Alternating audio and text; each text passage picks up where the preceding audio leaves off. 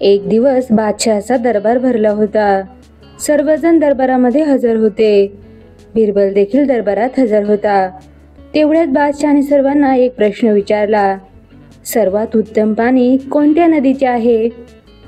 सर्व दरबारी लोक एका स्वरात म्हणाले, गंगेचं पाणी सर्वात उत्तम आहे.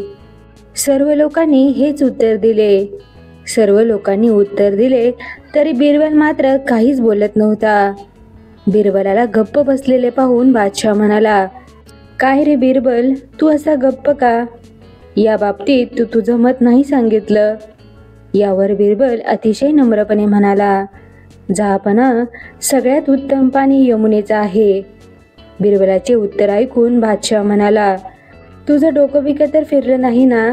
सर्व धर्मग्रंथात तर गंगेच्या पाण्याचा विशेष महिमा सांगितला आहे आणि तू तर म्हणतोस की यमुनेचं पाणी उत्तम आहे म्हणून. बिरबल म्हणाला, महाराज, मी जे काही उत्तर दिले ते बराच विचार करून दिले आहे. गंगेचं पाणी तर अमृत आहे, मग अमृताची बरोबरी पाण्याशी कशी होऊ शकेल? म्हणूनच मी यमुनेचं पाणी सर्वात उत्तम आहे असं सांगितलं. बिरबलाच्या या उत्तराने बादशाह आणि सर्व दरबारी लोक गप्प बसले.